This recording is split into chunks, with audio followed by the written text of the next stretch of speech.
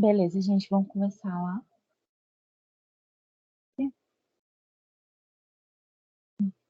Boa tarde de novo, né? Acho que Maria me conhece aí. Eu sou aluna do 7º período, atualmente, de enfermagem. E vou ficar com a monitoria de semiologia, né?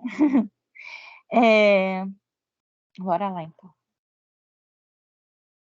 Vocês pegaram, inicialmente, né? Eu vou falar com vocês sobre anamnese e o exame físico. O físico, não, os sinais vitais. Vou pegar exame físico geral hoje, não. Beleza, bora lá. Saúde, gente. Eu queria falar com vocês para vocês saberem primeiro qual o conceito de saúde. Eu não sei se vocês estudaram já, se vão estudar ainda, porque acho que é no 7º, não, 4º, 3º período que vocês vão estudar sobre sistema público de saúde. Então, para a OMS, a saúde é o estado de completo bem-estar físico, mental, social, e não somente a ausência de afecções e enfermidades. O indivíduo deve ser analisado como um todo. Essa é a importância da anamnese, né? Eu quero passar para vocês com isso o quê? Que ao você analisar o paciente, a enfermagem principalmente, né? Mas não deveria ser só da enfermagem. A gente tem que ver o paciente não, que o paciente ele não está só com aquela doença, a gente tem que ver só aquela doença. A gente tem que ver o indivíduo como um todo, a saúde mental, o bem-estar físico dele, se ele faz exercício, a alimentação, porque tudo tá uma coisa ligada à outra. Inclusive, o que ele faz para se divertir, sabe? Tudo isso, tá? Uma coisa tá meio ligada com a outra. E o SUS, ele compreende isso. Eu não vou abordar esse negócio de SUS, não, porque não é na matéria de vocês, por enquanto. Mas o SUS, ele compreende isso tudo. Por isso que tem que ter, deveria ter, né? Academia, até cultura, gente. Faz parte. Bora lá. Processo de comunicação com o paciente. E ou cliente também, pode ser chamado de cliente também. A gente tem que saber que quando a gente recebe o paciente, a gente tem que acolher ele, né? Na hora da entrevista, a gente tem que acolher esse paciente, ter empatia, isso é, colocar no lugar dele, no que ele está sentindo, na coisa que ele está passando. Porque a gente sabe que quando a gente está passando mal, está doente, a gente não tá bem. A gente não, às vezes a gente tá num OBS ou num posto, né? Num posto, né? Ou a gente tá num pronto-socorro, a gente não tá bem, às vezes o paciente tá meio nervoso, mas a gente tem que entender isso. Sempre buscar a permissão a respeito do paciente, sempre informar ele o que a gente vai fazer, a gente se apresentar ao paciente, tudo que a gente for fazer, a gente tem que fazer isso, buscando, sempre buscar pedir a permissão a ele, informar o que a gente vai fazer com respeito, né? Porque é outro ser humano que está ali com a gente. Comunicação não verbal. A gente tem que analisar isso também. Aparência física do paciente. Claro, a gente não vai julgar ninguém, né? A gente tem que analisar a aparência, as expressões sociais que elas dizem muito, a postura, posicionamento, tanto quanto a gente também for fazer, né? O paciente também está olhando para a gente ali. As nossas expressões sociais, a nossa postura, o nosso posicionamento. Os professores falam muito, né? Às vezes a gente vai pegar uma ferida ali, a gente não pode fazer careta pro paciente, porque ele vai sentir, sabe? Ele vai se sentir incomodado. Isso não é bacana. A gente passar isso pro paciente. Bora lá para as anotações. Os dados devem serem registrados à mão, né? Hoje em dia também tá tudo digital, que é bem bacana, que eu acho que impede bastante erro, né? E porque às vezes tá a mão ali, o outro, chega outro do plantão, não consegue entender que a pessoa colocou ali na atuação de enfermagem, na evolução de enfermagem. Usa mãos, deve ser sempre caneta, legíveis. A gente não deve deixar espaço no registro, evitando alguém intencionalmente adicionar informações. A gente tem que ter consciência disso, porque a gente às vezes deixa espacinho lá, vai outra pessoa lá e adiciona um negócio ali. Aí você vai e vê aquilo ali, como você vai falar que aquilo ali não foi você que fez? Indicar sempre o horário das anotações, horário, dia, sempre. Ler as anotações anteriores antes de ingressar os registros. Não rasurar. E se rasurar, escrever alguma coisa errada, escrever entre vírgula, digo, e escrever a informação certa na frente. Evitar informações irrelevantes, como colocar sem queixas ou sem cuidados prestados, porque não é relevante você colocar um serviço que você não fez, ou ficar repetindo palavras como paciente, cliente. E também sempre assinar, sempre colocar assinatura de quem fez, né? No caso profissional, que fizer, sempre assinar. Bora lá, da entrevista. Captar os dados. A gente tem que registrar o que nos dados? O nome, idade, sexo, nascimento, cor, a língua nativa, que é bom também, né? Às vezes vai entrar uma pessoa ali que não fala muito sua língua, mas acho que você vai perceber também, né? Preferência religiosa. Seria bacana, porque às vezes você vai saber como vai lidar com essa pessoa. Mas é uma coisa meio receosa de perguntar. Mas, enfim, né? Talvez você tenha que adquirir contato com esse paciente mesmo. Aí você acaba perguntando ali. Estado civil, endereço atual de nascimento, o tipo de moradia do paciente, transporte, se ele tem carro, se ele ônibus, se ele usa ônibus, contato de emergência, é muito bacana também, ocupação, que é o trabalho dele, né? E a escolaridade. E por quê? A gente tem que perguntar essas coisas. Igual o endereço atual. Às vezes ele mora numa área que, dependendo, vai ter um caso específico de doença aumentado naquela área. Aí você já vai ficar ligado. Ou num estado. Ele veio, talvez a gente está atendendo uma pessoa aqui no Espírito Santo que veio, não sei, lá no Amazonas. Aí vai falando sintomas, a gente já vai tendo ideia. Nossa, essa pessoa é de lá. Peraí, será que ele não tá com isso? Ou o nascimento dele também. Tipo de moradia. É mais do tipo das questões financeiras do paciente, né? Porque isso vai afetar a alimentação dele, bem-estar físico, né, no caso. Transporte é mais essa logística mesmo, essas coisas são mais no SUS, né? Transporte, porque às vezes ele vai ter dificuldade, a gente tem que olhar isso também.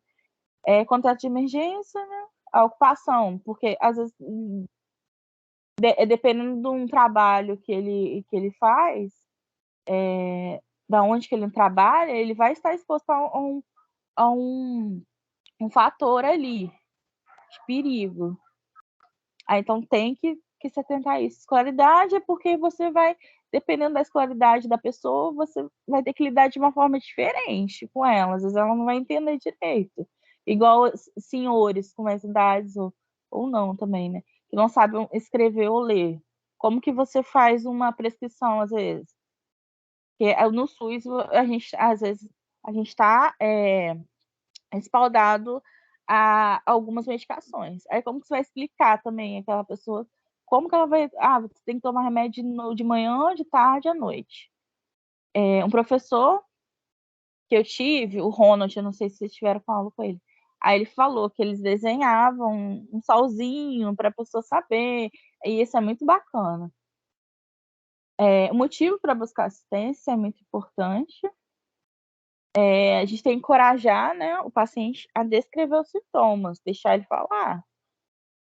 A queixa, a duração, e e ajudando ele. Às vezes ele vai ficar meio travado, mas aí você vai ajudando. Aí você vai histórico da doença atual, o motivo, né, que ele tá ali. Aí você vai perguntar, você sente dor? Ah, sinto. Ah, aonde que é a dor? Quando que você iniciou essa dor? Como que é essa dor? Ela dura quanto tempo? A intensidade? Descrição, qualidade, como que é essa dor mesmo? E os fatores que agravam o alivio, não só da dor. Às vezes um paciente vai estar lá, eu tô com muita coceira no corpo. Mas é aonde que é essa coceira? Onde que é maior essa coceira? Tal lugar. Mas você tem ideia de quando começou isso? Você consegue saber se alguma coisa agrava? Aí você acaba descobrindo alguma coisa. Alergia, às vezes, alguma coisa, né? É bom perguntar também sobre os medicamentos, né? Que a pessoa usa. O nome do medicamento, a dose, a via de administração. Aí você vai identificar o propósito. Se usa o medicamento sem prescrição, né? São dipirona, Esprador, um paracetamol, porque isso também acaba mascarando, né, alguns sintomas físicos, como febre e dor também, né? E se tem alergia a algum medicamento também, é bom perguntar. O histórico familiar, no caso, o histórico de saúde da família, doenças, alergias também da família, por fatores psicossociais, estilo de vida. Como a pessoa vive mesmo, né? Dieta, o ritmo intestinal, se está defecando normal, se alimenta normal, como se alimenta, como está essa alimentação, os hábitos, exercícios, tabagismo, se fuma, perguntar quanto tempo que fuma, elitismo, que é bebida, né? Uso de drogas também é um assunto bem polêmico, né? Porque você tem que saber como você perguntar, porque às vezes a pessoa pode até se sentir ofendida, né? Higiene, é bacana também perguntar, mas é um outro assunto polêmico, né? Sono, água também, aí você, na de dieta, pergunta se ela, como é, né? Sugestão de água. Histórico de saúde e doença do paciente. É bom perguntar doenças anteriores, internações. As vacinas também são muito importantes, dependendo do que ele for fazer ali. E gestações. Claro, gente, que eu tô falando esse monte de coisa aqui, mas você não vai chegar um paciente lá, você vai perguntar isso tudo, não. Às vezes tem coisas que você não vai precisar perguntar.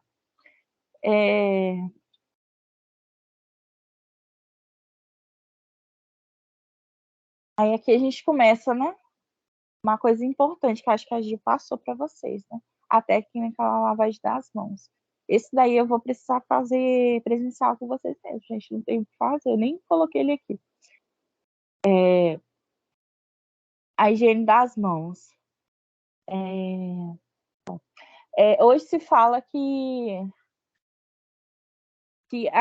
uma das melhores higienes seria com a água e sabonete, né? Água corrente, aquela técnica lá de lavar, não só passar um sabonete e tirar com água, né? Aquela técnica lá de lavar mesmo,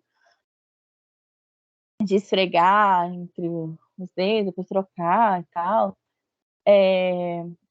Mas também se fala no uso de preparações alcoólicas, que é um álcool, pode ser em gel, espuma, mas aí é meio polêmico, porque o qual que seria melhor. Mas aí se fala para você usar alguma preparação alcoólica quando não há muita sujidade tipo, visível, assim. Ou às vezes você vai trocar um paciente por outro, você vai dar tempo de você ir lá, lavar a mão? Deveria, né? Mas enfim, precaução para a gente, né? Que são os EPIs. EPI é o quê, gente? Equipamento de proteção individual. Não sei se vocês já tiveram algo sobre isso e tal. Acho que sim. O que seria o uso de máscara, luvas, jaleco. Isso daí é para nossa proteção mesmo. Porque a gente vai lidar com muito paciente no dia a dia. Então a gente tem que ver na nossa saúde também. Porque se a gente quer levar saúde para os outros, a gente tem que olhar para a nossa saúde, até para não contaminar ninguém. Os equipamentos também, que são muito importantes. Manter os equipamentos sempre limpos, né? Quando for usar de um paciente para o outro, sempre desinfectar com álcool, ou dependendo, esterilizar, mas aí você vai mandar para a equipe, né, de esterilização, ou descartar os equipamentos que devem ser descartados.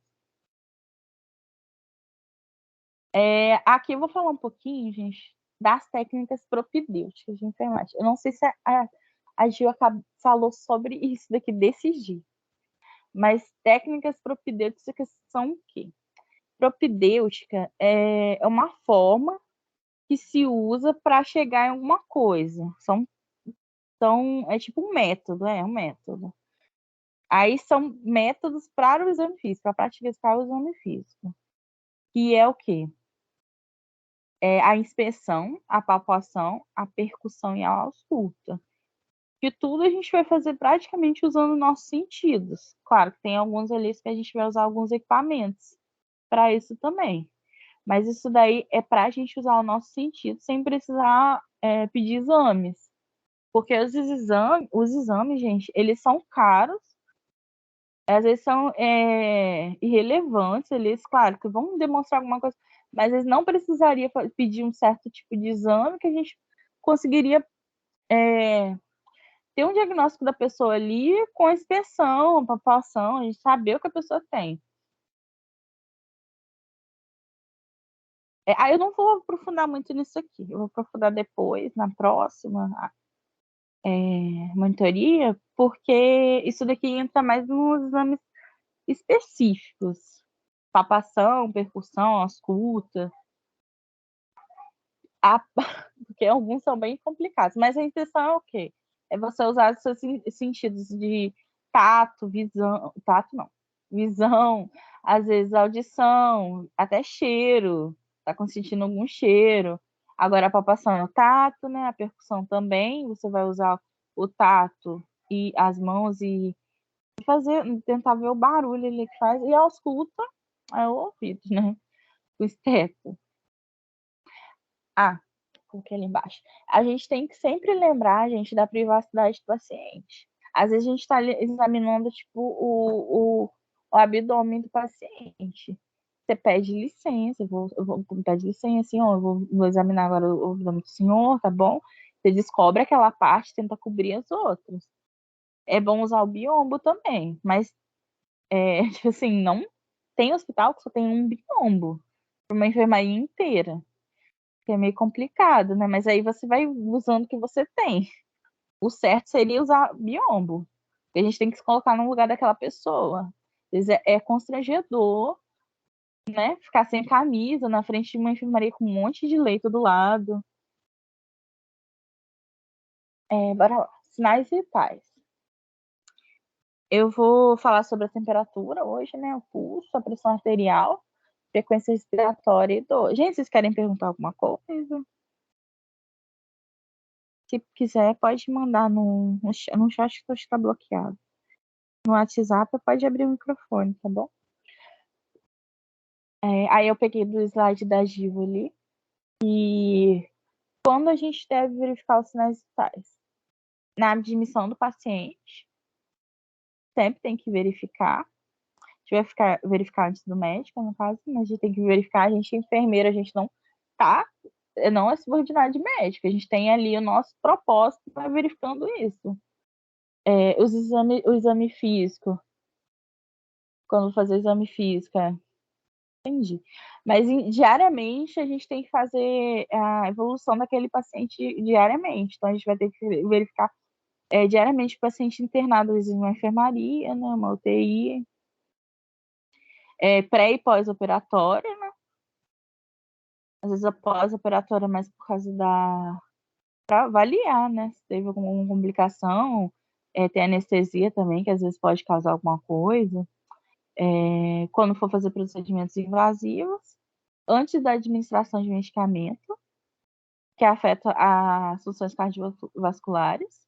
E depois também, gente, às vezes a pessoa chega num UPA, tá com uma pressão muito alta, vai passar, o médico vai passar um medicamento. Você vai administrar aquele remédio e vai ter que monitorar o efeito daquela medicação, não só para pressão alta, no caso, se a pessoa tiver. Todos os medicamentos a gente tem que ficar monitorando. Alguns exigem mais do que outros. A monitoração pode dar alguma reação ali, a gente tem que estar preparado. Funções cardiovasculares, beleza? Sintomas específicos de desconforto físico, quando a pessoa, né, comunicar que ela está com algum sintoma, e quando hospitalizado, como eu disse antes. Para temperatura. Alguém quer uma pergunta? Não. A temperatura. Então, a gente tem a classificação da temperatura ali, né? De acordo com que foi o valor dela. Tá bom. A gente tem a normotermia, que é entre 36 graus Celsius a 37 graus Celsius. A febrícula, que é um começo de febre, que é entre 37,1 a 37,7 graus Celsius. A febre é entre 37,8 e 39 graus. A pirexia, né? 39 e 40. E hiperpirexia acima de 40. Mas depende também, né? Do local que for examinado isso. Tem um local que uma temperatura, às vezes, de 37,5, 37,3, não vai ser considerada uma febrícula. Vamos ver aqui os locais. Igual, axilar, que é um local menos preciso, que tem algumas contraindicações, né? Como a sudorese, que vai interferir. Lesões, às vezes a pessoa está com alguma lesão ali perto, fístula, queimadura, furúnculo que ele vai esquentar a região, né? Fratura, imputação dos membros superiores, que você não vai conseguir medir. E ele demora. A axilar, ela demora um pouquinho. Uns 8 minutos por aí. Artéria temporal. Membrana timpânica. Tá, é do que é no ouvido, a membrana timpânica. Ela é rápida, mas o custo é elevado por causa do equipamento. O equipamento dela é bem caro. E também tem que ficar.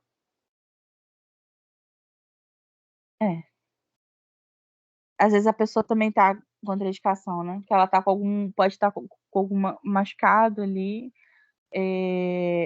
exudato, otite, né? Excesso de cerume, que vai interferir também nessa temperatura, se ela tiver com excesso de cerume. A oral é uma leitura lenta e risco de contaminação por fluidos. E a contraindicação dela. Às vezes a pessoa tá inconsciente, você não vai medir no oral, né? Ela vai engasgar. E criança também, bebê, jamais. Cirurgia oral, injeção prévia, porque às vezes ingerir alguma coisa aumenta a temperatura ali ou diminui.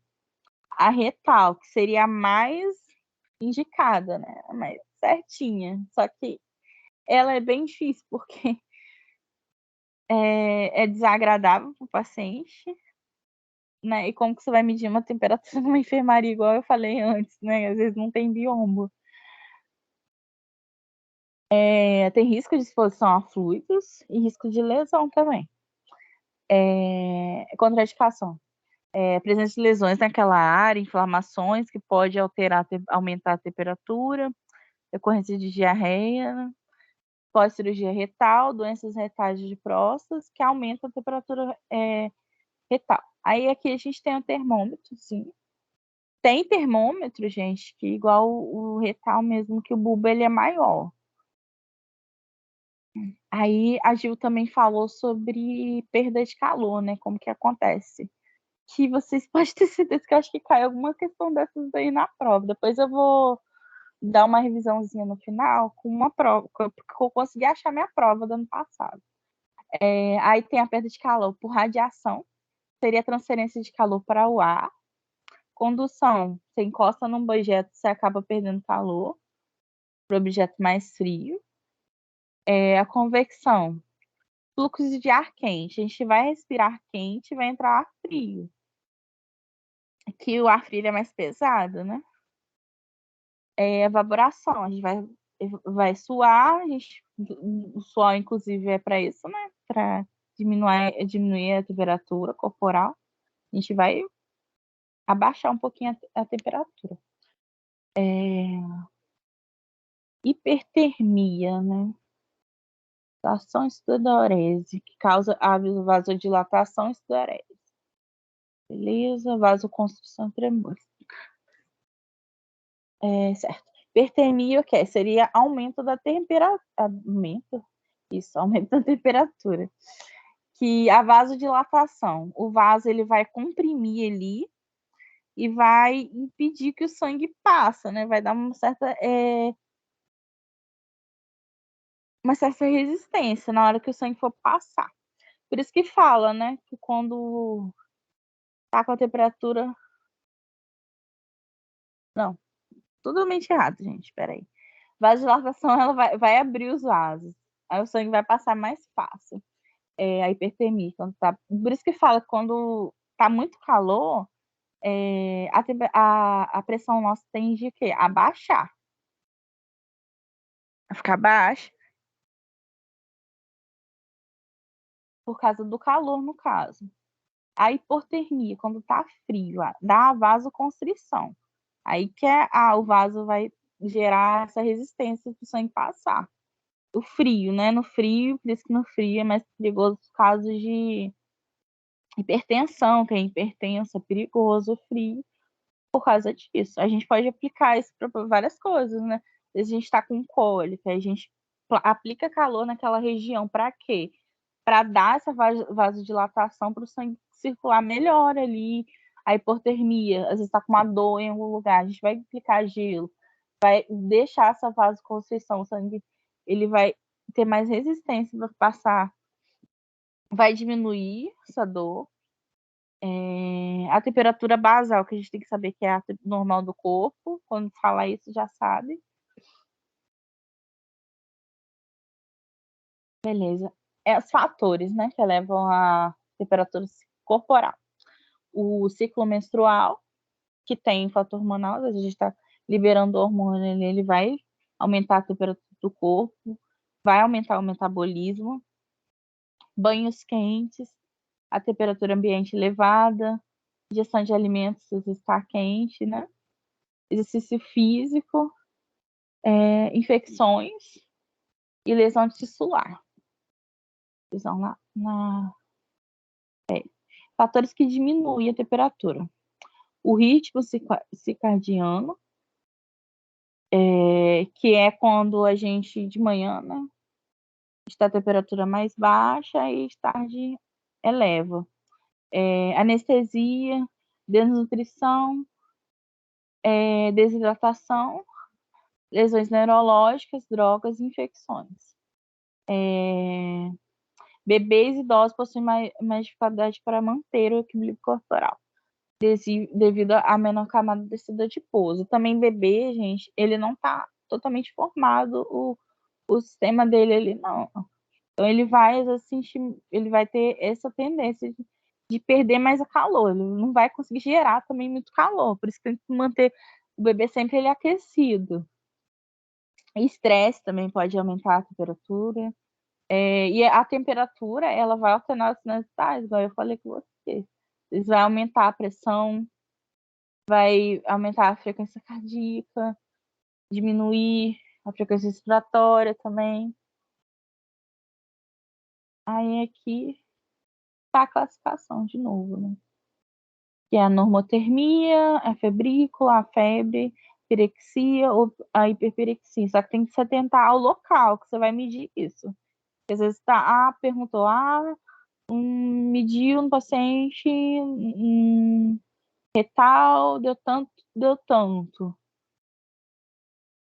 Aí tá normal, às vezes, por ali, porque vai estar mais quente. No reto ele dá 37, 37,3. Aí eu coloquei um exemplo de registro ali também para vocês.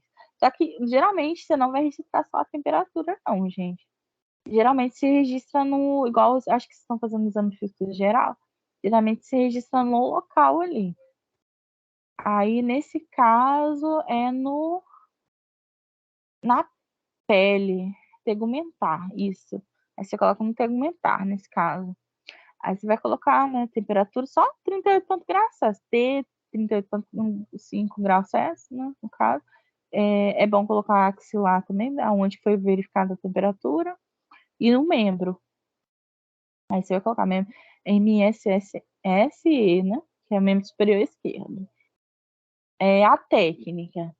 A gente vai realizar desinfecção, igual eu falei antes, tem que sempre desinfectar os equipamentos que a gente for usar no paciente. É bom dosificar antes e depois. A gente também não sabe se aquilo ali tá limpo ou não, tá vindo pra gente, né? Com álcool 70%, dá arte pro bobo. Baixar a coluna de mercúrio. A gente vai olhar ali, às vezes, a gente vai chegar até no 35 graus, digital não precisa. O paciente pode estar sentado, deitado, a posição não interfere. Então, é a posição que for melhor para o paciente.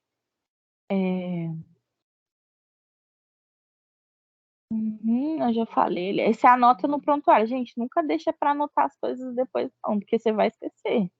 Então, é melhor sempre anotar na hora. Aí tem materiais aí, que é a bandeja, que você vai levar os equipamentos para o paciente, né? Que você for usar lá também, luva, você vai precisar. Sempre calçar luva de procedimento antes, tipo, for fazer procedimento no paciente. O algodão, né, para desinfectar. Um relógiozinho para você marcar o tempo, mas esses termômetros, eles apitam geralmente, né, quando tá com o tempo. Eu acho que não se usa mais aquele termômetro de mercúrio, né? Papel e caneta para anotação.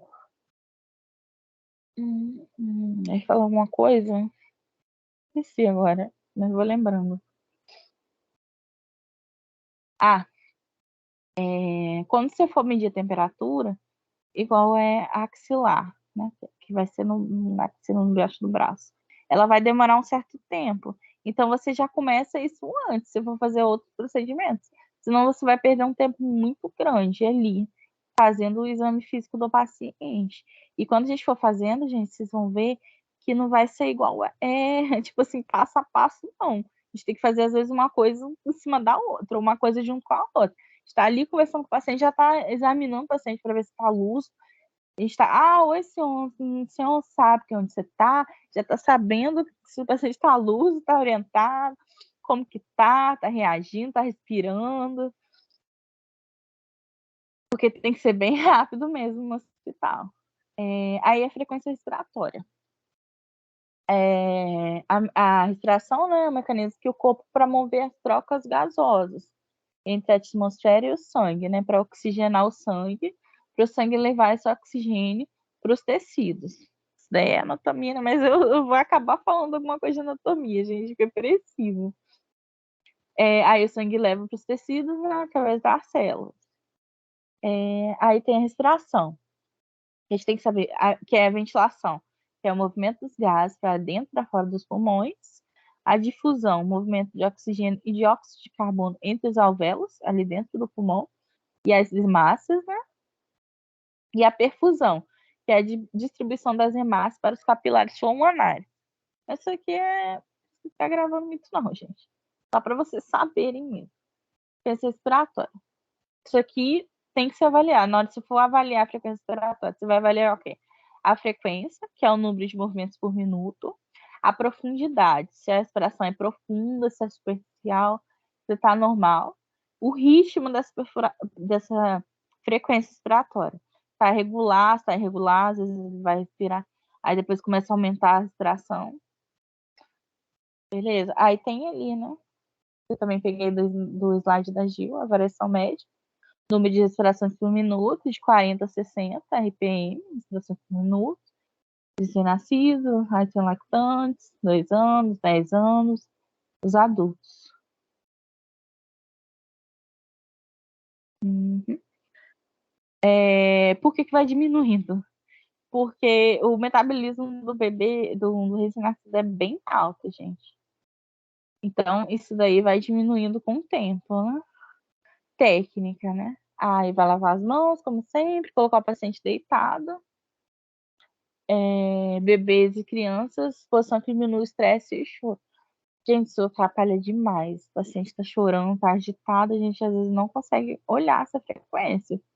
Então a gente vai, às vezes vai precisar distrair o paciente, conversar com ele ali e ficar contando isso. É bem complicado, mas a gente consegue, treinando em casa, às vezes.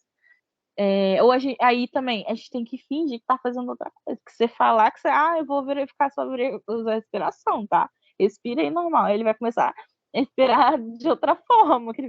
Ele vai notar, né? Porque a gente respira involuntariamente. A gente tá notando que a gente tá respirando ali. A gente falar, né?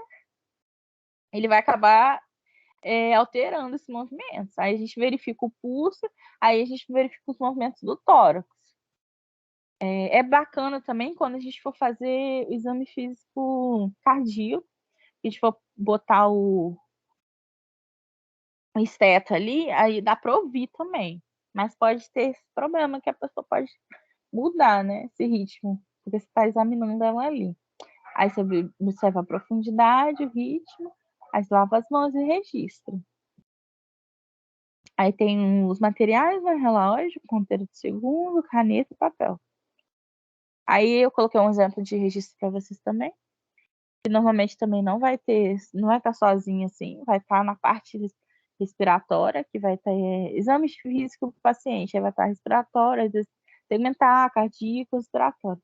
Aí você vai registrar lá e verificar a frequência. Aí você vai colocar só FR 15 RPM. Aí você pode colocar. Se você achar alguma coisa anormal, você coloca. Se tiver normal, você nem coloca. Tipo assim, respiração profunda. Se tiver normal, respiração normal, porque é, não é legal ficar colocando coisa que não precisa. Tá normal, então beleza. Se tiver normal, algum achado normal, você registra. Aí, função e nome do paciente. Tudo profissional. Beleza. Aí tem os padrões respiratórios alterados, né? Que são os nomes técnicos, permitem a gente. Aí tem a hiperventilação, que a gente vai encontrar aumento da frequência e profundidade respiratória, né? A profundidade vai ter maior e a frequência vai estar maior, vai respirar rápido, né? Hipoventilação vai ser a diminuição da frequência e profundidade respiratória. Ataque apneica. A frequência respiratória é superior a 20 RPM. Aí tem umas causas: síndromes restritivas pulmonares, que podem ser derrames pleurais, doenças intestinais, edemas pulmonar, febre, ansiedade. Aí você já pode associar uma coisa com a outra. O paciente também, se estiver nervoso ali na hora, já sabe. E pode alterar esse sinal. Bradipneia, frequência respiratória inferior a 20 RPM. A apneia, interrupção da respiração por alguns segundos, ele respira, depois ele para de respirar e volta. Dispneia, a falta de ar. Ortopneia, ele melhora essa respiração, às vezes tentar levantar-se, dependendo da posição que o paciente está ali. O GASP, que é a respiração agônica, né? A pessoa está agonizando. Esse Cheyne-Stokes, que é a ausência do período de apneia e hipoventilação. O Kussmaul, que ocorre aumento da frequência na profundidade da respiração, que é uma causa cetoacidose diabética, né? Causada em diabéticos. Esse biote aí eu só acrescentei um pouquinho, mas eu acho que a Gil não vai cobrar de vocês. Só para vocês saberem mesmo. É a série de respirações nomadas, seguida por um período de apneia. Porque às vezes a gente tem que ver ali, a gente vai achar isso daí no paciente, a gente já tem que ficar esperto com as causas, né? O paciente está respirando assim, peraí, daí é isso daqui, relacionado a isso daqui, essa doença. Aí tem o outro sinal vital, né? Que é a dor, que é bem avaliada também na hora da triagem. Daí é bem avaliado. Tô até estudando isso agora, triagem, mas é outra coisa, fala de outra coisa que é bem complicadinho, mas enfim. Aí tem a avaliação, é uma avaliação sensorial complexa e subjetiva. Isso é, cada um vai sentir a dor de um jeito, gente. Às vezes o que dói muito para você não vai doer do outro, porque também a gente não tem que ser, não sabe como que tá a dor do outro, que consegue sentir. E também às vezes uma pessoa, um furinho no dedo é aquele problemão. E para outra pessoa não é nada, um furinho no dedo. Então isso é bem subjetivo. Aí a gente vai avaliar numa escala numérica, né, de 0 a 10, ou categórica, que a gente vai ver, a gente vai perguntar ao paciente se a dor tá ausente, tá leve, moderada, severa, mas geralmente é mais essa escala numérica ali mesmo. Aí a gente vai pedir para o paciente, a gente vai marcar, né? Dor suave, moderada, forte. Quando a gente for avaliar essa dor, também é bom a gente perguntar quanto tempo que tá. Às vezes tá com um tempo maior, a gente tem meio uma suspeita, né? Uma semana sentindo dor, peraí. Será que essa dor é tão forte assim? Uma semana, gente, sentindo uma dor? E também a face do paciente. A gente vai ver se estiver sentindo dor, às vezes ele vai contrair, né, os músculos, a face, vai ter aquela face de dor. Aí tem um exemplo de registro, uns exemplos. Uhum. Normalmente também vai estar em algum lugar específico ali, mas quando se for triagem, não, aí vai estar declarando mesmo a dor aonde, colocar, a gente tem que colocar também, né, o local da dor. Agora a gente entra nos sinais do sistema circulatório. Aí eu preferi falar um pouquinho sobre o sistema circulatório para vocês, porque vai precisar para esses sinais vitais que eu vou falar agora. É só uma revisãozinha, mais ou menos. Aí a gente tem o sistema circulatório, né, que é constituído por eventos cardíacos, que ocorre desde o início do batimento cardíaco até o início do batimento seguinte. Aí a gente tem, aí eu coloquei aqui o esqueminha para vocês, né, que o sangue sai do coração e entra, né, sai oxigenado e entra oxigenado. Aí tem até um macete para vocês usarem, né, que às vezes o sangue que está entrando, ele sempre entra por uma veia. E o sangue que está saindo do coração, ele sempre sai por uma artéria. Por isso tem a artéria pulmonar, né? E tem a veia. A gente falar que tá sem as artérias são sempre oxigenadas. Mas tem a exceção, né? De uma veia, né? A, a veia ali que sai as artérias às vezes do pulmonares, né? Mas enfim, aí a gente tem a sístole, que é o sangue bombeado pelos ventrículos, que enche as artérias pulmonares sistêmicas, isso é, a contração. Quando o coração ele contrai o ventrículo, o ar, para sair, jogar esse sangue para o corpo, para o pulmão, para os sistemas, para a aorta ali, né? Para a artéria. E a diástole.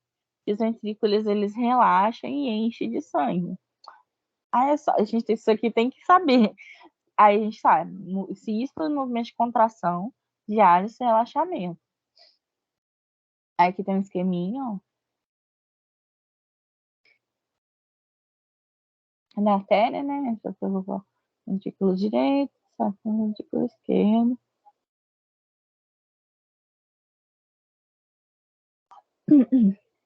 É bom saber também o fluxo sanguíneo, que é o quê? É a quantidade de sangue que passa pelo vaso, artéria, veia, em determinado período de tempo, e o que pode interferir nesse fluxo. O raio, quanto maior o diâmetro do vaso, maior o fluxo, viscosidade, maior a viscosidade do sangue. O mais grosso tiver o sangue, menor vai ser o fluxo, vai aumentar se a resistência. Comprimento do vaso. Quanto maior o comprimento do vaso, menor o fluxo. Nossa, que... E aí, isso daí, gente. Acho que eu vou falar pra frente. Mas enfim. São algumas doenças, igual acúmulo de gordura. Vai diminuir esse diâmetro do vaso. Então, vai gerar uma resistência e vai aumentar alguns sinais vitais, que a gente vai chegar mais pra frente. Eu só vou beber uma água ali, gente. E eu já volto. Qualquer coisa, se vocês quiserem perguntar ali uma coisa. Beleza? Eu já volto.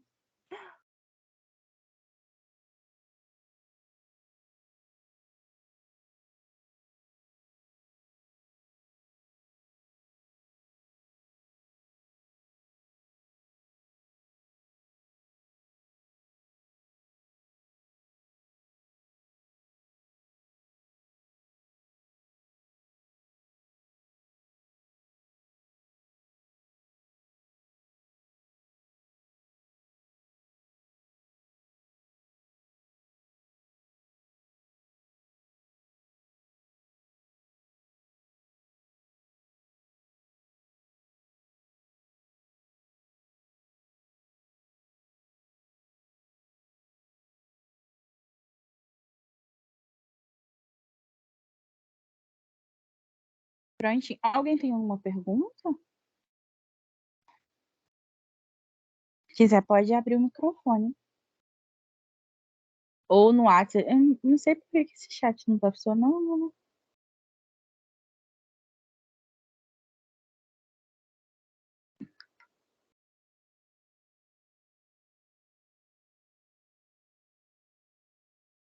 Vamos lá. A gente tá falando do fluxo, né, no sangue. Outra coisa também, que eu falei sobre resistência e tal, às vezes tá com um sangue muito grosso também, por algum problema, né? Porque a gordura, o acúmulo de gordura, ela começa no sangue, depois ela vai grudando nas artérias, que causa uma doença, que por acaso é irreversível, né? E também a gente tem que saber do débito cardíaco, isso daí a gente tem que gravar, gente. E depois vocês vão usar isso. Que é o volume de sangue bombeado pelo coração em 1 minuto. É quanto o sangue vai bombear. Esse sangue é o volume do sangue mesmo bombeado durante 1 minuto. Fica assim. Aí a gente entra no que? No pulso. Que é quando a gente consegue palpar, né, alguma dessas artérias. Porque caso, igual vocês estão estudando anatomia, as artérias elas acabam pulsando, né? Através das veias, né? Se elas não têm isso, a gente vai sentir esse pulsar também do coração. As artérias não pulsam, né? No caso é o sangue que tá passando ali. Beleza. Aí, limite palpável do fluxo percebidos em partes do corpo, onde que vai passar essas artérias. A gente vai até ver que o pulso, pulso carotídeo, artéria o quê? Tídia, pulso braquial, artéria braquial, pulso radial, a artéria bradial ali. Então, se vocês gravar, tem que gravar, gente. Artéria, eu falei com uma colega, artéria, veia e músculo a gente tem que saber. Tem por onde correr, não. Músculo é por causa de administração de medicamento. Se uma pessoa vira e fala, administra medicamento em tal lugar, mas não vai perguntar, né? Porque você vai saber também onde a gente administrar. Mas tem que saber as partes certinhas do corpo. Então, aqueles músculos, aquela artéria. É bom em outros lugares também, porque às vezes a pessoa tem alguma fratura ali, a gente tem que registrar, né? A gente vai registrar como? Tem que ser um nome técnico. Aí ele tá como, né? Fazer que você coloca a extremidade dos dois dedos, que são o indicador e o dedo médio, né? Nunca o polegar, porque o polegar a gente passa uma artériazinha ali, aí a gente vai acabar podendo sentir, às vezes, um polegar pulsando. Polegar, isso. Aí o que a gente tem que avaliar no pulso? O volume, como tá cheio, se tá fraco, que é filiforme, tem que gravar isso também. Se vai estar filiforme, a gente tem que saber o que é, a gente tem que registrar como filiforme. O ritmo cardíaco, como que tá esse ritmo, né? Do pulso em 1 minuto. Está regular ou irregular? Regular, está sempre no mesmo lugar, na mesma hora. Ou irregular, uma hora que aumenta, outra hora diminui. E avaliar aqui, eu coloquei os nomes técnicos da frequência cardíaca, que é normocárdia, normal, frequência cardíaca normal, taquicárdica elevada, a bradicárdica abaixo, né? Só para saber. Porque o pulso ele é registrado tem outros nomes. Aí aqui eu peguei do slide da Gil também, que é os valores. Que, gente, ela vai cobrar esses valores para vocês na prova. Vocês têm certeza disso. Às vezes ela vai dar um paciente lá. 80, o paciente deu tanto. Aí você vai ter que colocar como que tá. O nome técnico. Como que tá. Aí tem ali eusfigmia, pulso normal. Bradisfigmia, pulso abaixo do normal. Fine e bradicárdia. Taquisfigmia, pulso acima do normal. Aí, fine e taquicárdico. Aí aqui eu coloquei uma imagem, né, das artérias para vocês verem. Aqui tem a braquial, para saber onde que a gente vai pegar, né, esses pulsos. Aí tem a radial, que é aqui, a carótida, a subclávica. Aí coloquei aí as imagenzinhas. A gente tem que saber gravar esses nomes também antes de pegar o pulso. O melhor lugar, a gente sempre recomendado é na carótida. O paciente às vezes vai parado ali, ou atendimento ali, né? Emergência, vai pegar o pulso da carótida sempre. É o melhor pulso para se pegar. É os pulsos centrais que a gente fala, né? Perto do corações ali. Aí esses pulsos mais longes, assim, eles podem dar alguma mudança ali, porque às vezes tem alguma acúmulo de gordura naquela artéria ali, pode alterar. Deixa eu ver se eu coloquei. Acho que tá mais pra frente. Aí aqui tem umas imagens. Aí eu posso pegar com vocês uma segunda-feira pra gente ir vendo. Tem o braquial, vou pegando essa coisa, o apical. Aí até perguntar a Gil, que tem o ictus cardina, que é o ponto mais alto, que às vezes vai estar um pouquinho diferente do pulso apical, mas é praticamente no mesmo lugar. Não, vai ser no mesmo lugar, mas tem paciente que você vai achar em um lugar diferente do outro, por exemplo, o poplitide, o radial, o axilar, o pedioso, o carótido, femoral, aqui, a subclávica, tibial posterior. Pulso. As características, né? Tem, igual eu falei antes, a frequência, que é o número de pulsações em minutos. Aí vai estar ali, de acordo, né? Classificação. Que menor de 100 vai ser a taquisfigmia. E aí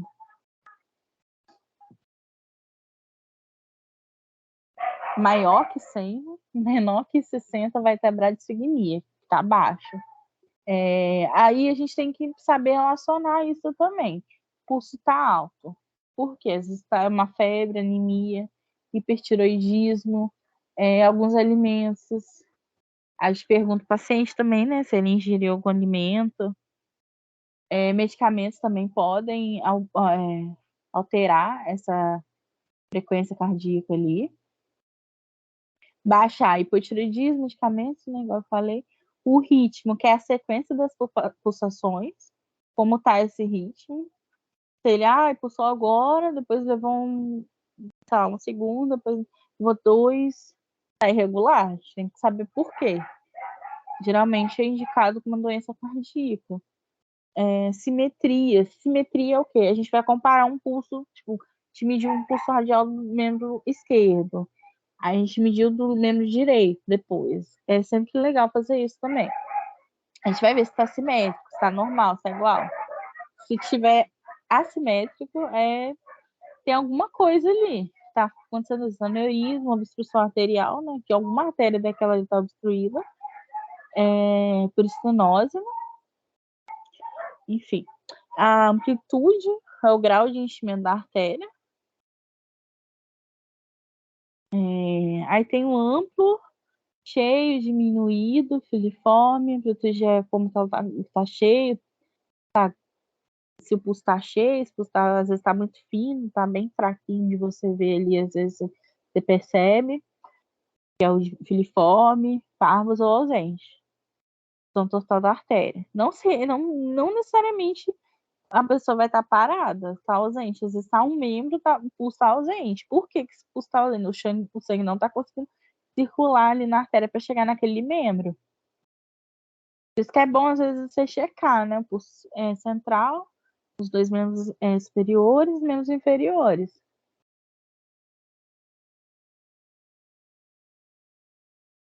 Aí tem a onda também, gente. Mas eu acho que a gente não vai cobrar isso de você. Mas é só para vocês saberem que depende da onda. Às vezes uma onda tá diferente da outra. De Crotch, duas ondas aí em cada pulsação. Isso aqui enfim, só para saberem mesmo. Vou entrar muito com isso, não. Fatores que podem alterar o pulso. Exercício físico. Aí tem ali de curta duração, que pode aumentar a frequência. Um atleta, ele pode abaixar essa frequência. Às vezes está fazendo um exercício ali que ele já faz, né, há algum tempo. Ele pode sentir meio que, sei lá, um prazer e diminuir essa frequência. Aí tem a temperatura, que ela vai aumentar. Liga com os cachorros, não, gente, tá complicado. E pode aumentar a frequência, né, do pulso. A gente associa, né, já vai associando umas coisas com outras. Tá com pulso alto, vamos ver a temperatura. Aí, que abaixa, a hipotermia, temperatura baixa. As emoções, a gente sabe que vai alterar, né? Se estiver ansioso, pode estar um aumento nessa frequência do pulso.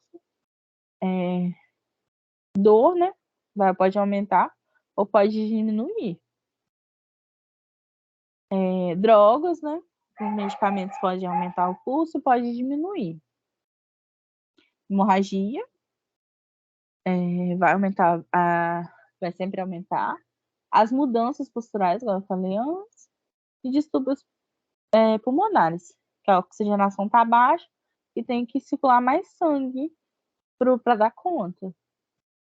Aí tem a técnica, que eu peguei na Gil também, vamos lá na Gil, e explicar o procedimento, como sempre for fazer alguma coisa para o paciente, explica o que você está fazendo, fala com ele, se identifica, fala o que você vai fazer, porque é uma pessoa ali, não, a gente pode fazer muitas coisas no automático.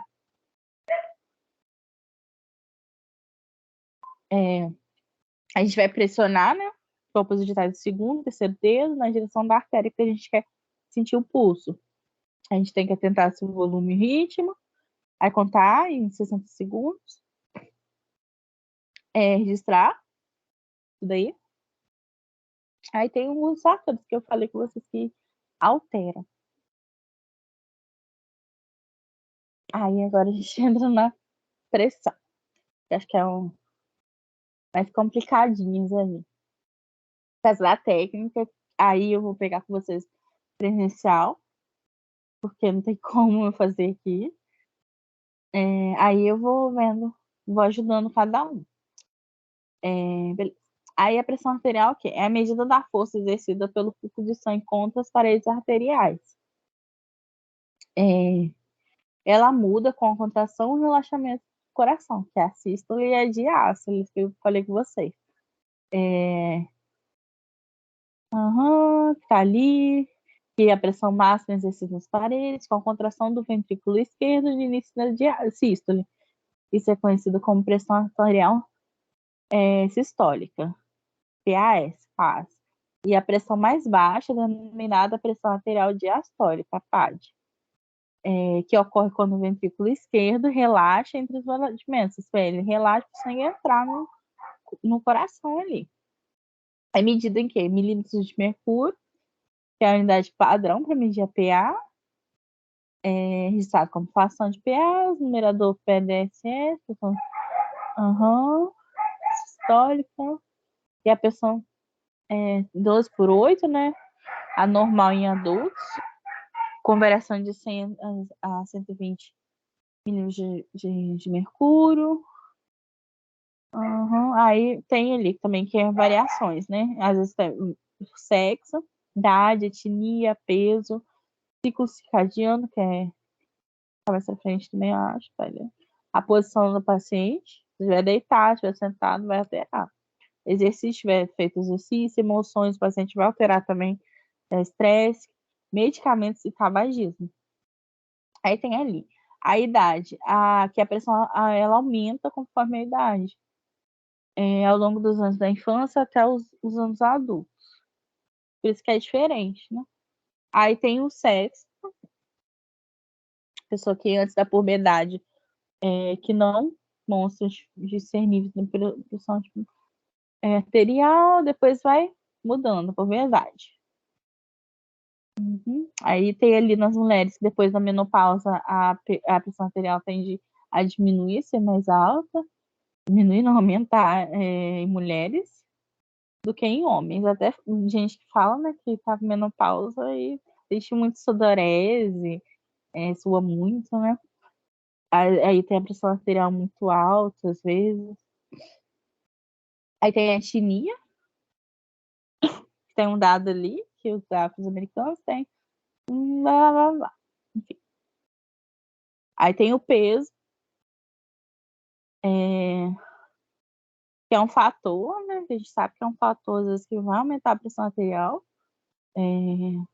ou ao acúmulo de peso, obesidade e tal. E tem o ciclo circadiano, que eu falei com vocês, diurno, que é o ciclo diário do nosso corpo. Aí aumenta no final da tarde, tá vendo? E reduz no início da manhã. É igual quando a gente tá dormindo, tudo tende a diminuir. A posição, eu falei com vocês, exercício. Aí depois ela retorna ao normal. Emoções, estresse, medicamentos, hipertensivos, diuréticos, narcóticos, são drogas, e anestesia. Vai aumentar, né? Vai diminuir. O tabagismo causa vasoconstrição e ela depois retorna em 15 minutos. Outros fatores, o débito cardíaco, que é aquela que eu expliquei para vocês, que é quanto sangue, o coração bombeia sangue em 1 minuto, quantos litros.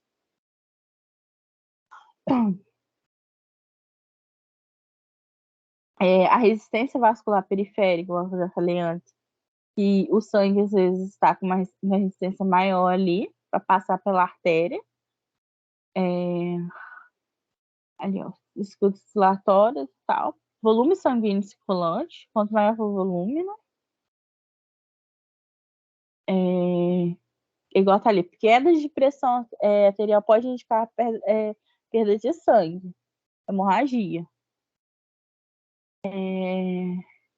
Viscosidade, mas não, nem sempre, tá, gente? A pressão arterial, quando ela tá diminuída, significa que o volume de sangue tá baixo. Geralmente, a pessoa com a pressão diminuída, eles fazem o quê? Hidrata a pessoa. Coloca soro, mas aí tem que ser avaliado também. A viscosidade do sangue, né? Quando tá mais espesso, grosso, né? Como eu falei com vocês antes, do nosso pulso, elasticidade da parede do vaso. Tem algumas pessoas também até que falam pra gente checar, né? Na hora da gente for chegar o pulso. A elasticidade dessa artéria ali. Que é bom a gente checar.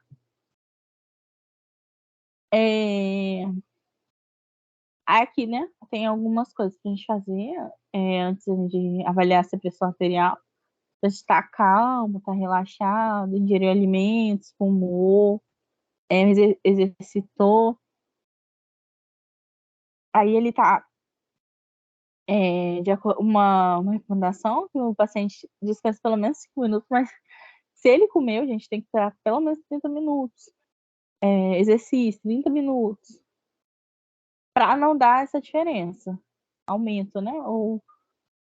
Aí fazer entre ambos os braços, só que é um pouco complicado você ter tempo de fazer nos dois braços, dependendo de onde você tá. Vai ter tempo, às vezes vai ter muita pessoa para examinar, e tem ali uma variação de 5 a 10 milímetros no limite de mercúrio.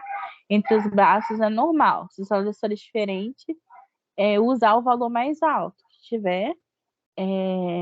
E aí tá falando, uma diferença de 10 a 15 milímetros de mercúrio entre as pressões dos membros, diferença dos membros, pode indicar uma obstrução arterial no lado que der um valor mais baixo ali. Aí tem as fases, né? Que a Gil explicou. E a fase de Korov. Fase 1, aparecimento do primeiro som, que vai ser a pressão arterial sistólica, que a gente vai registrar ali. Aí tem os murmúrios, a gente vai escutar uns murmurinhos. Aí o desaparecimento dos murmúrios, aí sons mais altos e audíveis. Aí tem uma hora que o som vai abafar, e aí a gente vai diminuir, né? Vai desaparecer completamente, que vai ser a diástole. Aí isso daí que basicamente vocês vão registrar. Aí na prática eu vou conseguir fazer isso melhor que vocês. Mas a pressão arterial é mais isso daí. Você vai escutar um barulho, primeiro barulho, sístole, maior valor ali. O menor, quando parou o ponteiro, é a diástole. Aí aqui, as posições do paciente. Pode ser sentado, deitado, em pé, mas vai modificar, né?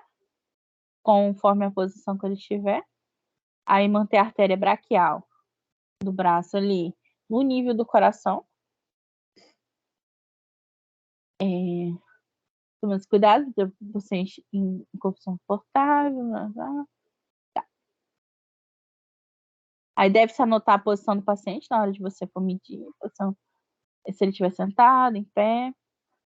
Aí aqui tem o caso gestante, evitar o decúbito lateral direito. Você vai pressionar uma artéria ali. Verificar, né, antes de medir se o paciente está com a bexiga cheia, praticando esforço físico, se ingeriu café, aquelas coisas que podem mudar, né? Pode modificar ali. Fumo também, igual a gente falou. Repouso, sempre de 5 a 10 minutos. Mas se ele fez alguma coisa daquela exercício físico, a gente vai ter que esperar um tempo maior. Aí o tamanho do manguito para o braço do paciente. Se é muito magrinho ou obeso, você não vai conseguir medir. Aí você vai ter que medir até no antebraço, dependendo. Aí ele tem justo e posicionada a posição, né? Cerca de 2 a 3 cm da fossa cubital. Deixa eu ver se tem um desenho aqui, ó. É no meio daqui tem um cotovelo na parte de dentro. Aí a fossa cubital. Aí vai ser essa fossa cubital aqui, 2 a 3 centímetros para cima. O ponto, né? Esperar ainda 2 minutos antes de realizar a nova medida. Às vezes a gente não consegue, é normal, às vezes, gente. Tem paciente que a gente, às vezes a pressão tá tão baixa que a gente não consegue soltar. A gente tem que repetir. Ou, né, no caso que é errado, né? Eu sofro de novo, um pouquinho. Aí tem mastectomia, né? Que é retirada dos seios. Paciente que câncer, né? Que não pode ser no mesmo braço. Fístula. Que é contraindicado insuflar no membro. Tirou um seio direito. Não insufla no membro direito. Aí manter sempre o aparelho calibrado e limpo. Aí a técnica, né? Você vai posicionar o manguito ali, né? 2 a 3 centímetros, acima da forma orbital. Vai localizar a artéria braquial ali. Beleza. Você vai palpar o pulso radial do paciente aqui, né? Não sei se tá passando mais aqui pra vocês. Aí vai palpar o pulso. Você palpou o pulso ali, você vai insuflar o manguito. Aí você vai tentar ali, no seu dedo ali, quando parar de pulsar esse pulso. Parou de pulsar? Vê ali, beleza. Suflou até o 150. Beleza, suflou até 150, o pulso parou. Desinfla o manguito, conta 2, 30, 20 ou até 30. Você vai 170 a 180 na hora de você insuflar de novo para medir a pressão. Aí você vai esperar um pouquinho, o manguito desinflar, né? Vai insuflar esse manguito até onde você viu ali, deu 150. Eu vou contar mais 30, vou insuflar até 180 e colocar o esteto, né? Rápido ali para você ouvir. Primeiro batimento, sístole. Parou, diástole. Primeiro a sístole, a pressãozinha maior ali, e a diástole é a menorzinha. Aí você vai desinflar, vai desinflando o manguito, né? Para pegar esses batimentos. Tem que ter cuidado. Às vezes a gente desinfla, é muito rápido, a gente não consegue escutar. Ou às vezes está um barulho muito, muito alto ali no ambiente. Isso é comum, gente. Por isso que tem esteto que é melhor do que outros, né? Porque vocês conseguem abafar o som e consegue escutar muito mais alto. Né? E tem que saber colocar o esteto também em cima da artéria ali, direitinho. Senão a gente não vai escutar. Aí a gente vai determinar a pH pela escuta, o primeiro som, que é igual frase de Korov, ali. Determinar a pressão arterial de diástole, desaparecimento do som, igual eu falei com vocês. E se persistir até o nível 0, considerar o som de abafamento, quando ele vai ficar abafado. Às vezes a gente escuta um barulhinho ali, mas aí se não parar, a gente vê esse abafamento ali. Então sempre a gente vai ver esse abafamento também. Mas geralmente a gente não vai escutar isso não. Geralmente para mesmo. Ou você espera um pouquinho e mede de novo no paciente. Os materiais. Aí aqui tem os valores normais, né? E adultos. 120 a 80, 120 por 80, 2 por 8, né? Que é a pessoa tiver arterial ótima. Até 120 até 129 por 84 normal. Aí mudou, né? Antes nem era assim. 130 era normal ainda. Não, 130 ainda não era vai mudando isso, mas acho que agora não vai mudar de novo, não. Aí tem a pré-hipertensão ali, e que pode ser um indício de hipertensão, ou pode ser aquele negócio que eu falei antes, que alguma coisa vai alterar essa pressão, eu tenho que ficar atento. Às vezes até medir de novo essa pressão. E aí tem ali hipertensão estágio 1, hipertensão estágio 2 e estágio 3. Aí tem aqui a idade, né, que vai variar, vai aumentando.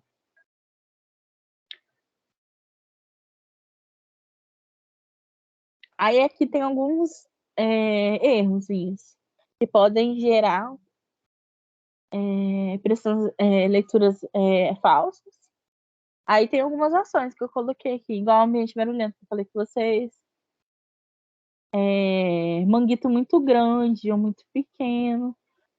Muito pequeno vai ter, você não vai conseguir medir, insuflar.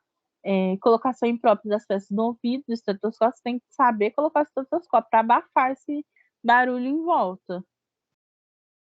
Aí, igual eu falei que você tem que pegar a artéria ali. Se você não colocar em cima da artéria, você não vai conseguir escutar direito. Déficit auditivo, as pessoas não estar escutando direito, né, os profissionais. Desinflar o manguito muito rápido, você não vai conseguir. Você vai escutar às vezes você nem escuta o primeiro batimento, nem sabe onde que foi o primeiro batimento. Ou o último, nem sabe. Você está desinflando tão rápido. Ou muito lento também. o falso diástole alto ali, e quando para o som, né, pode parar antes de ser o número mesmo que está ali, certo? Falha em palpar a artéria radial para PA, né, para pressão arterial sistólica, sistêmica. A gente tem que palpar, né, a artéria radial ali e fazer aquele esqueminha. Que, sinceramente, nem todo mundo faz. Aí a posição do braço acima do nível do coração também. Aí tem a altura falsamente alta.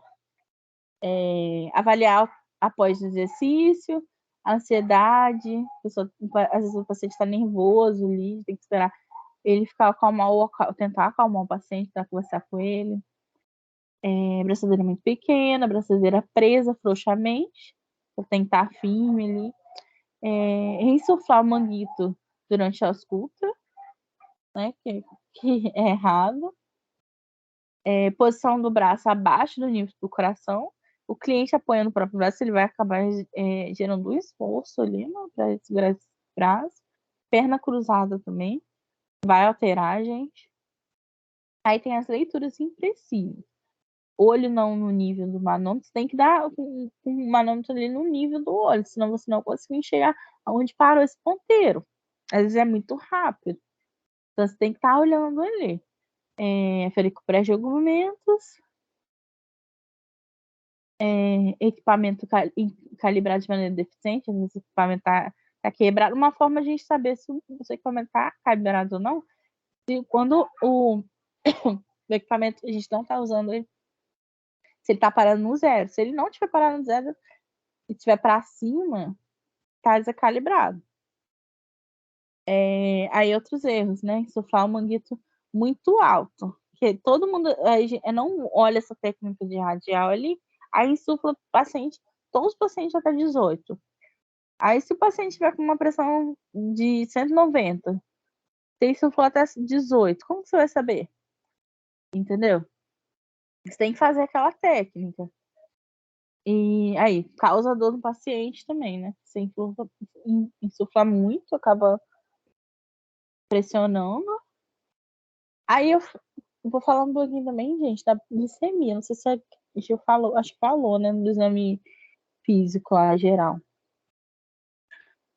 Que é o valor glicêmico, né? Momentâneo aí.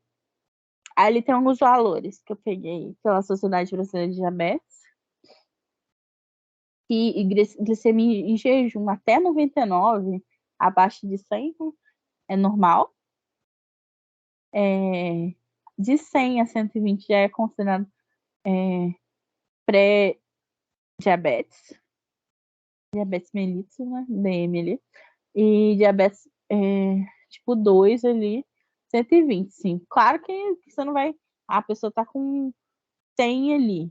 Medir tá com 100. Ela é diabética, né? Não é assim também. É todo um. Tem que ser feito, né? Uma análise. O médico vai analisar, né? Aí a glicemia após refeição ali, 2 horas após a refeição. E pode estar acima, abaixo de 140, vai estar normal ainda. Aí tem essa 140, 199, pré-diabetes, acima de 199, diabetes tipo 2, né? Que é diabetes que uma pessoa pode adquirir. Enfim, é outro assunto também. Não sei se a Gil vai chegar a pedir isso de vocês, mas acho que teve uma prova dela que ela acabou pedindo, mas ela acabou explicando que era diabetes.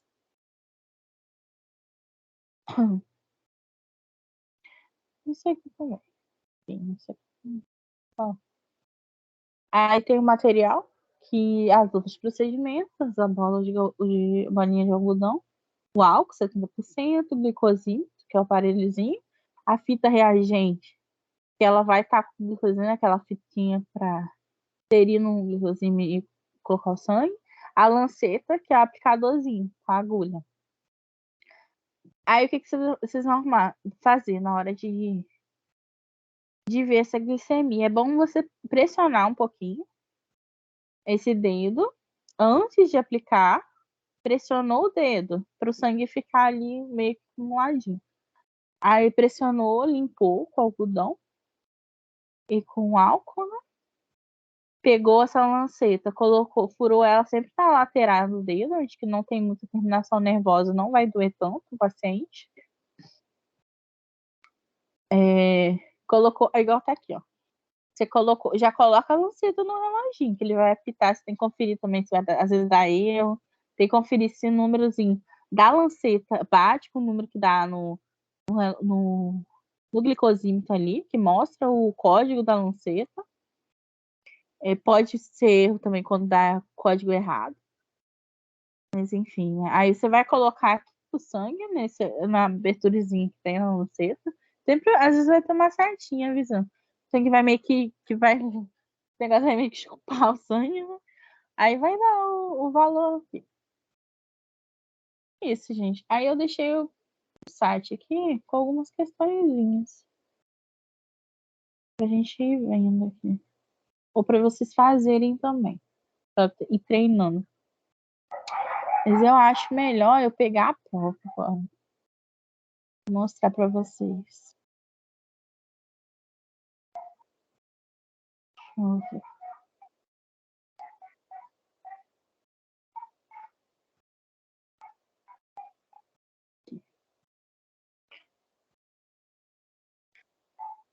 Na época tava tudo online, graças a Deus, né? Aí eu acho que foi que eles mudaram, né? A avaliação da prova. Antes era 5, tava tudo objetivo. 11 objetivo. Não tinha discursivo. Agora, né, tá isso misericórdia, enfim. Aí a primeira questão. Paciente de 34 anos, sem comorbidades e alergias medicamentosas, deu entrada no pronto atendimento, questão de dor de garganta, febre e inapetência 3 dias. Inapetência, que ele não sente fome. Aí, isso é a importância lá de saber, meio que, gente, tem que gravar aqueles termos, nem eu gravei tudo. Mas você vai convivendo, você vai gravando, mas meio que você tem que saber, né? Você vai ter que saber escrever e saber ler o que você está vendo ali, porque você tem que pegar uma evolução do enfermeiro anterior do seu plantão, pra você ver como o paciente estava. Aí, vamos continuar ali. Aí o exame, ele lúcido, orientado, Glasgow 15, verbalizando, coerente, deambulando, expirando espontaneamente em ambiente com 28 respirações por minuto, saturando 92%, pulso 113 batimentos por minuto, pressão arterial 130 por 90, temperatura axilar 39,3, palidez cutânea, hipoidratado, demais exames sem alterações. Teste de sorologia e IgM positivo para Covid-19. Estava na época, acho que já tá. Aí aqui a gente vai marcar quais são as corretas. Mas acho que nesse caso dá para ver, porque mostra porque tem coisa aqui que já é o exame físico. Mas bora lá. Paciente contra instavelmente estável hemodinamicamente. Hemodinamicamente, que é o quê?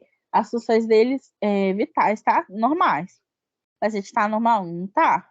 Ó, tem um monte de valor alterado aqui, ó. Pressão, pulso, temperatura, tá tudo alterado, né? Tudo alterado. Glasgow tá normal, 15. Beleza. Aí a gente vem aqui, taquipneco. 28 respirações por minuto. Taquipneia é o quê? Respiração acima de 20. Do valor lá, né? 28. Tá. Beleza. Bradicardia. Bradicardia. O pulso, né? Tá abaixo do valor normal, que é 100. Tá abaixo? Não, tá acima, então não é. Normotenso. Pressão arterial dele tá normal? Não tá. Não é normotenso. Febril? Beleza, febril. Aí aqui já, taquipneico, 28 por minuto, estável, taquicárdico, normotenso, ó, não tá. Febril, beleza, a gente já vai eliminando aqui. Estável não tá também. Taquipneico, taquicárdico, normotenso, não. instável, taquipneico, taquicárdico, hipertenso e hipertérmico. Ó, tá certo? Isso aqui. Só tá com uma terminologia diferente, né? Mas a gente dá para saber. Aqui, estável, amor cádido, amor tensa. Beleza, então seria isso aqui. A gente vai eliminando também questão, gente. Às vezes você não sabe. Ah, gente, será que esse valor? Eu não lembro muito desse valor, será que tá certo? Aí você vai eliminando os valores que você sabe ali na hora.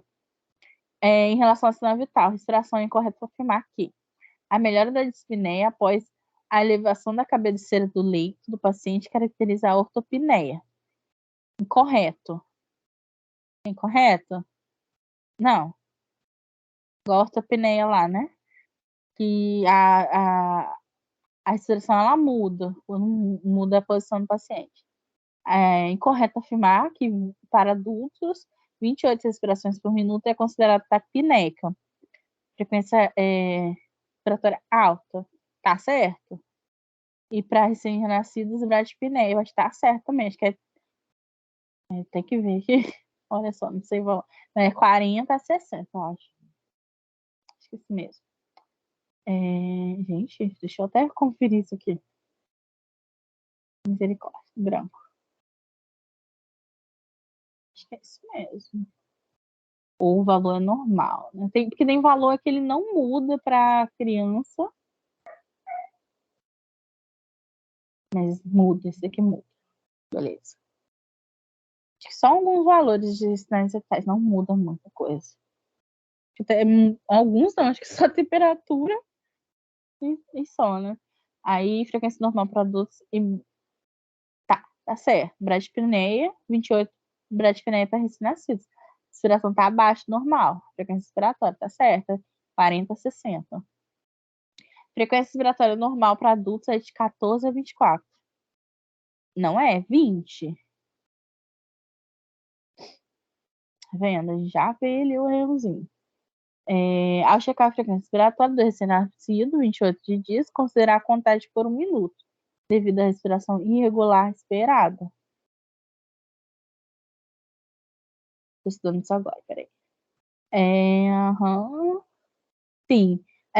Tem isso também, né, gente? Recém-nascido, ele vai ter frequência respiratória irregular, é normal, porque acabou de nascer, né? O neném acabou de nascer, o bichinho, ele não, não sabe respirar direito, usar o pulmãozinho dele direito. Apneia, ausência de respirações, beleza? Em recém-nascidos é considerada apneia quando houver situação da respiração um período maior que 20 segundos. Isso daqui, sei. Isso aqui tem que pesquisar. Mas provavelmente seria essa aqui, ó. Acho que deve estar certo. Porque recém-nascido, como ele acabou de, né, tá usando o pulmão, não usava o pulmão antes, né? E recém-nascido o bebê, o, o feto, o embrião, ele respira na barriga da mãe através da placenta. Então ele tem isso daí mesmo, gente. Tem sinal vital, temperatura ali. É incorreto afirmar que acho que eu vou passar as questões para vocês com gabarito, para vocês ir treinando também. Qualquer coisa vocês vão passando as dúvidas. Deixa eu ver quem tá aqui.